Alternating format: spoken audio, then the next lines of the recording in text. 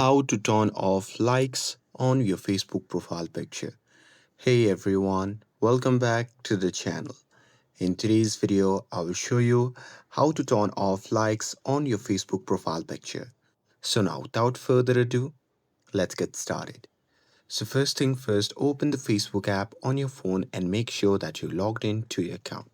And now here, once you're inside the app, simply tap on the profile icon which can be seen in the top left side of the screen. And now here, once you are in the profile section, simply tap on the profile picture. And now here, from the pop-up menu, simply tap on Sri profile picture. And now here, once you are inside your profile picture, simply tap on the three dot icon which can be seen in the top right corner of the screen. And now here from the pop-up menu, simply tap on Edit Privacy. And now here in this section, from all the options given here, you simply have to select Only Me, and after that you simply have to tap on Save. And here, once you do that,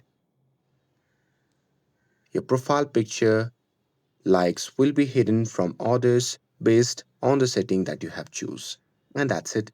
That's how you can turn off your Facebook profile picture likes. With this, if you found this video helpful, then don't forget to like, share and subscribe to get updated for more videos. Thanks for watching and I'll see you in the next video.